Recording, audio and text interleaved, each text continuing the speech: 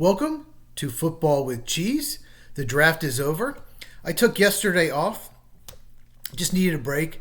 Saturday, it was over 6.5 hours. No, over 7.5 hours, of just sitting down watching the draft. It's my job. I really enjoyed it, but boy, it was exhausting. In this video, I'm going to go over the best picks by round. I'm going to do 3 each round. So make sure you are subscribed so you never miss a video. I will start doing the recaps by division tomorrow. I'm going to do the North first, and we'll go from there. So look out for those. And tomorrow night, I'm going to be back on the Sports Truth podcast for the 3rd time. I was on last week doing a mock draft. So we're going to recap the draft on that. I will put the link for that down in the description. We're going to start at 8 Eastern, 5 Pacific. So let's get into it. First round, here are my 3. Tyler Warren, tight end, Penn State, to the Colts. I had him 7th on the board. He went 14th. I think this has to do with positional value. Some teams just do not take tight ends early in the draft. The Jets are one of those teams. I am higher on tight ends as far as positional value than most. Of all the positions in the NFL, if you don't have an athletic tight end, very little chance to succeed. Analytics have proven that. And Tyler Warren is athletic. He's a Swiss Army knife, high character, high effort, good blocker. That was a no-brainer for the Colts. Jalen Walker, edge from Georgia Falcons. I had him 5th on the board. I heard that he has a shoulder issue, just like the next guy, and that is why he fell. I thought it was because of his size, because he's about 6'1", 243, but he's a playmaker. He's a beast off the edge. He's versatile. The Falcons can have him in the line of scrimmage like he's blitzing if he's playing off-ball linebacker, and he can drop in coverage. There's just so many things you can do with him, and if you're an offensive coordinator playing the Falcons the next week, you have to know where Jalen Walker is at all times. So your offensive game plan might revolve around, we cannot let this guy beat us. Great pick for the Falcons. And then Jihad Campbell, another shoulder injury. He had surgery. Apparently, he might not be able to start the season. The Eagles do not care. They have one of the best teams in the NFL. They just won the Lombardi Trophy. I had Jihad Campbell 13th. I heard he might fall out of the first round. But apparently, the Eagles, once the 20s came around, started calling everybody and just could not move up. I really thought the Packers and Chargers would move back. Those teams like to acquire more picks, but maybe Eagles just weren't offering enough. I didn't like giving up a 5th rounder to move up one spot because the Chiefs were going to take Josh Simmons anyway, but I get it. You want to get your guy. Round 2.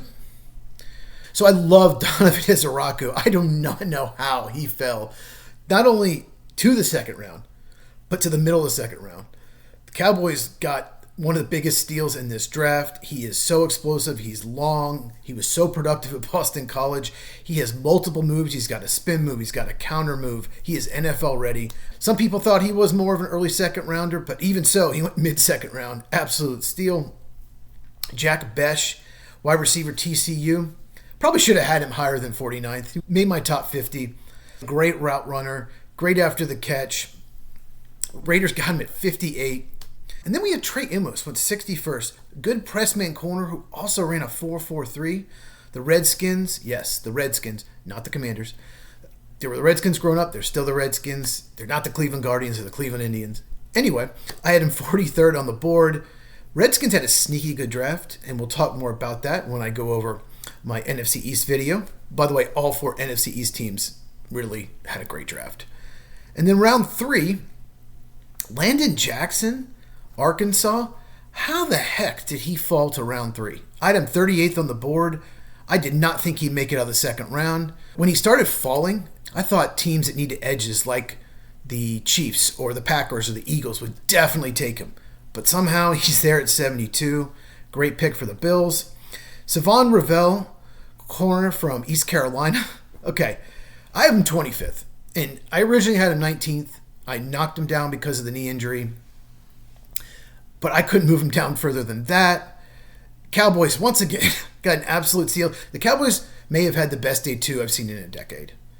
And what's funny is they got 3 of my top 30 players, but their 2nd and 3rd round pick were higher rated than their 1st round pick, Tyler Booker. But more on the Cowboys when we recap the NFC East. Ravel has length, he's got ball skills, size. He is 23, does have the knee injury, but incredible talent.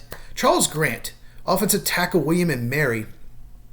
It's a small school guy. He didn't go against the best competition, but he's a terrific athlete and he has the length to stay at left tackle. Needs some development, but at pick 99, some people thought he'd go in the second round. I had him 78th on the board. Round 4, have to put Cam Skattebo in here. 105th. Great pick, Giants, running back from Arizona State. I had him 62nd, my number 4 overall running back. He is such a beast. He'll run you over. He can catch the ball. He doesn't have breakaway speed. But other than that, he's just such a stud. He and Tyrone Tracy form maybe the best receiving duo of running backs in the NFL. Outstanding Giants. Dylan Sampson, running back Tennessee. Browns got him at 126. I had him 66 on the board. I don't understand this. He's 200 pounds. He plays bigger than that. He's so explosive. Maybe it was the offense and the fact that they spread you out with 4 wide receivers, 1 running back. He went up against a lot of 5 and 6 man fronts where he wasn't touched for 4 or 5 yards. So maybe that hurt him, but Browns got Quinshon Judkins and Dylan Sampson in this draft to go along with Jerome Ford. What a great running back room. More on that when we talk about the AFC North. And then the biggest steal of the entire draft. I'm calm now. I'm calm. I was freaking out watching the 4th round, watching these teams take other receivers besides Jalen Royals. And of course, he ends up with the Chiefs, the team everyone hates. I had Jalen Royals 27th. I don't understand this. I'm going to have to do a deep dive and figure out what happened. Maybe I'll do the West last on my recap videos because this is insane. 106 spots lower than I had him. Obviously, I was very aggressive on him. He was something like 79th on consensus. So even if I was aggressive, he still should have gone 3rd round. I thought he was going late 2nd. Crazy. All right. Round 5. Braden Swinson. I don't understand this one either because I was reading a lot of places that he would go 2nd round. And the knock on him might be he's a designated pass rusher only. But that shouldn't have knocked him down to the 5th round, maybe the 3rd. He went 146 overall. I had him 56 on the board. And even if he's a designated pass rusher, teams will take them in the 1st round. Chop Robinson from Penn State went in the 1st round to the Dolphins last year. Will McDonald, 2 years ago, went to the Jets in the middle of the 1st round. So that's not a reason for him to fall as far. I really don't know. I probably need to do a deep dive on that as well. Marcus Bow. Not sure why he fell. Giants again. How many times are Giants going to be on this list? He's a guard center from Purdue. He played tackle, projects to be guard, but I think he can play center. He's got to get stronger, so he might have to basically redshirt a year, but really good value. Torrey Horton, wide receiver, Colorado State, went to the Seahawks at 166. Wow. I had him 87 on the board. This has to be injury related. He was outstanding in 2022 and 2023, limited because of injury last year for Colorado State, but outstanding pick for the Seahawks, who had a really good draft. Round 6, Bilal Cohn from Western Michigan. I mentioned him in my corner video. He's an outstanding athlete. I didn't have him ranked in my top 100, mainly because I only watched him play Ohio State. And he played pretty well in that game, considering he's going against maybe the best wide receiver core in the country. Devin Neal went 184th to the Saints. I had him 85th on the board. Yes, he didn't have the best workout. Just watch the film. This dude can do everything. He can catch the ball. People bounce off him. He makes people miss. I swear he's going to be starting running back in the NFL at some point. And Aeneas Peebles, I had 88th. Defensive tackle for Virginia Tech goes to the Ravens at 210. Another Ravens pick. I just don't understand this. There are undersized pass rushers, just like Aeneas Peebles, that are getting paid like $20 million a year. Yeah, he can't play early downs. He's a designated interior pass rusher, but he's got a great first step, a great swim move. I thought he'd go late 3rd round. Wow, the Ravens do this. They sit back and let the draft come to them, and they take productive players in college that have one flaw. Maybe they didn't run a good 40. Maybe they're undersized like Peebles, and they just take them, and they end up being good NFL players. And that's why the Ravens are one of the best teams in the NFL. One more round, round 7. Tez Johnson, wide receiver, Oregon, Buccaneers. He is something like 5'9", 5'10", 154 pounds. That's why he's available in the 7th round. He also didn't run great in the 4.5s for someone so small, but he is so explosive. He's such a good route runner, and he makes people miss. He was burning people at the Senior Bowl practices. Good corners. Corners drafted way ahead of him.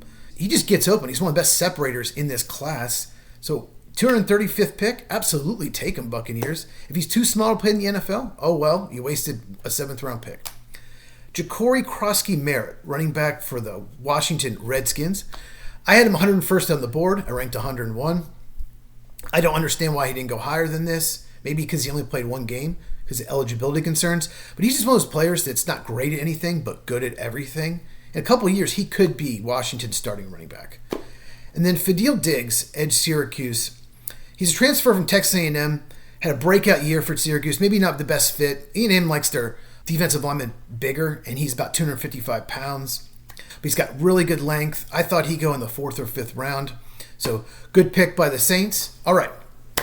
So those are my favorite picks by round. I thought about adding one player each round I thought was a reach, but I want to keep it positive. We're going to keep it positive. We'll go over some of the negative stuff when we go over division by division. So once again, I'm going to be on the Sports Truth Podcast. I will put the link in the description. Tomorrow night, 8 Eastern, 5 Central. I'll be on for about an hour, maybe a little longer. So make sure you check that out. Really appreciate the support. Everyone that comes out to watch that helps me a lot. Those guys are amazing. They've helped me grow my channel, so I really appreciate them. And share this with anyone who loves football so we can grow the channel. Like this video. Likes help so much. Comment down below. What was your team's favorite pick? Check these out if you have not, and I will see you in the next video.